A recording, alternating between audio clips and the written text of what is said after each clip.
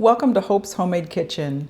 Today we're making a delicious harvest bowl. Now whenever you make a bowl, you want to have different components to it for both nutrition and interest. Now for a base, you want either greens or grains. Next, you'll want protein. Now you can achieve this in a lot of different ways. Different types of meats, tofu, eggs, or even beans. Now use your imagination with your vegetables. It's really whatever you like.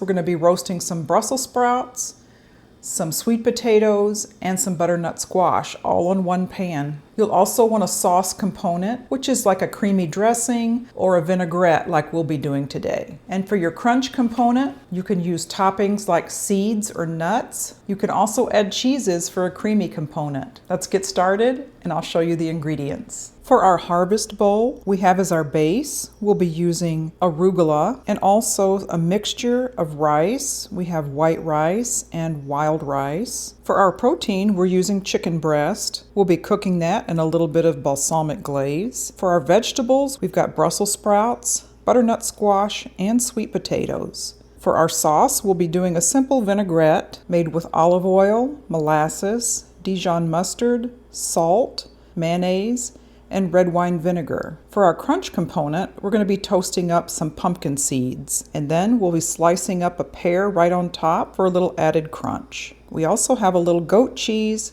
to add a creamy component. Okay, first I want to roast the vegetables.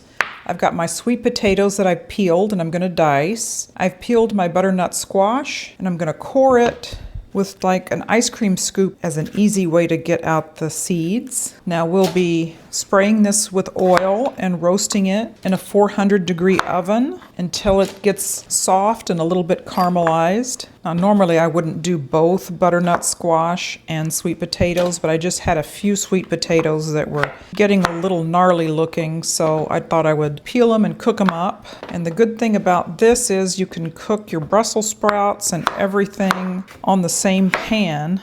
You can also switch up your spices if you want, depending on the flavor profile that you want for these vegetables. Now for the Brussels sprouts, I've already cleaned them. I'm just going to slice them in half. Okay, I'm going to take my olive oil spray, just give them a good spray, and then we'll season them before we roast them. Get a good sprinkle of pepper. Now because the butternut squash and the sweet potatoes have a natural sweetness, I like to add a little spice to mine. I'm going to sprinkle with a little bit of garlic powder, and I also have some smoked paprika. I'm going to add that to the sweet potatoes and the butternut squash. And finally, I'm just going to give it a light turn of salt, and we'll stick that in a 400-degree oven and roast them until they're nice and brown and cooked all the way through. Okay, while the veggies are roasting, I'm going to make the vinaigrette. 1 tablespoon of mayonnaise, 1 tablespoon of molasses, 1 tablespoon of Dijon mustard, a half a teaspoon of salt, 1/4 of a cup of red wine vinegar, and 3/4 cup of olive oil. Put on a tight-fitting lid and shake it up good. Okay, the roasted vegetables are out of the oven and looking delicious. The Brussels sprouts are toasty brown like I like them, and the butternut squash and sweet potatoes are nice and soft and a little bit caramelized. To toast the pumpkin seeds, we'll just need like a teaspoon of olive oil. I'm going to put in enough pumpkin seeds for 2 people. Now these are salted pumpkin seeds already, so I really don't need to salt anymore. But if you want to, you could put in additional spices. I have it on about medium-high heat. It'll just take a minute or two, and you'll need to keep an eye on these because they really brown quickly. That was no more than a minute or two. Okay, I'm going to put those in a bowl with a little paper towel in the bottom to soak up any excess oil. Next, I'm going to heat up my leftover chicken. Rotisserie chicken is really good for this. If you want quick and easy, you could also use the frozen Tyson strips. You could use any kind of meat you like. Meat, beans, tofu. I also have my grains. I'm going to be putting that in the microwave.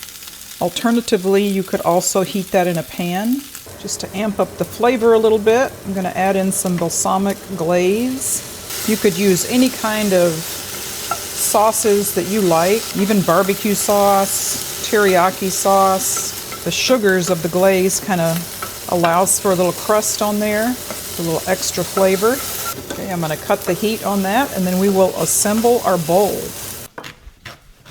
For garnish, I've got some fresh pear, one of those red pears. I really like the red ones.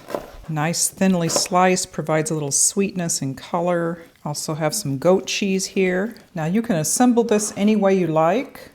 I'm going to start with a bed of arugula, just a bed of greens. I've got a scoop of rice. Now that's a combination of white rice and wild rice. You can do any kind of rice or grain. You could use quinoa, barley, brown rice. There are a number of different things that you could use for grains and for greens. Next, I'm going to add my protein, some of that chicken with balsamic on it. I've got sweet potatoes, Brussels sprouts, and butternut squash. I'm partial to butternut squash, so that's what I'm going to do. And some Brussels sprouts. For some extra sweetness, I'm going to add in a few dried cranberries or craisins. And then finally, my toasted pumpkin seeds. I'm going to add a little bit of goat cheese right in the middle there, and then decorate it with some nice sliced pears. Now to top it off, we'll have a little bit of our vinaigrette. You just need a little drizzle. So many good flavors in it. All right, we're ready to eat.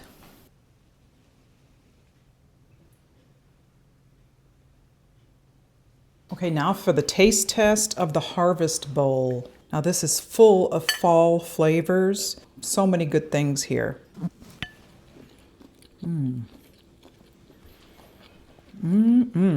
Just giving my leftover chicken breast a quick stir fry and some balsamic glaze was just the right touch here. I mixed it with the creaminess of the goat cheese, the nuttiness of the pumpkin seeds that have been roasted, and my favorite, the butternut squash and Brussels sprouts. And you can vary this any way you like. Instead of pears, you could put apples in. Any kind of dried fruit would be really good. You can vary the greens and the grains. This is perfect for meal prep. You can keep all the components separate and eat them all hot or cold. It's perfect for lunch prep, dinner meal prep, just to have a quick snack. Thank you so much for joining me here on Hope's Homemade Kitchen as we made a harvest bowl. Please consider subscribing to my channel if you haven't done so already, and share this video with your friends. Comment down below with what you like to put in your harvest bowl. Hit the bell for notification of more videos to come. And we'll see you next time.